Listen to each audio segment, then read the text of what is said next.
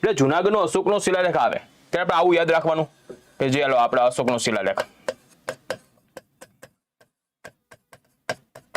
સાહેબ, આ અશોકનો શિલાલેખ આવે ક્યાં? તો આવે છે ભાઈ જુનાગઢની અંદર. સાહેબ આના શોધકો કોણ હતા?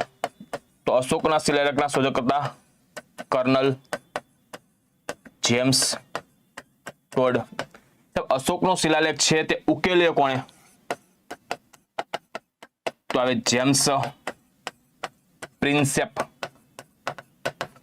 સાહેબ સુધારો કોણે સૂચવ્યો હતો?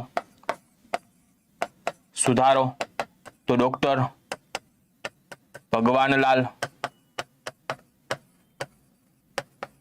સાહેબ આ છે જે શિલાલેખ, એનો ઘેરાવ કેટલો છે? તો ઘેરાવ 75 ફૂટનો છે, રાઈટ. તો આવો આપણો અશોકનો શિલાલેખ છે, તેને ઉકેલવાનું કાર્ય કોના દ્વારા સંપૂર્ણતઃ, આપણે શબ્દ યાદ રાખવો છે સંપૂર્ણતઃ, તો યાદ રાખવાનું છે ડોક્ટર ભગવાનલાલ ઇન્દ્રજી. તો અહીંયા જે વિદ્યાર્થી મિત્રો ડોક્ટર ભગવાનલાલ ઇન્દ્રજી કહી રહ્યા છે તે તમામ નર અને નારી સાચા છે.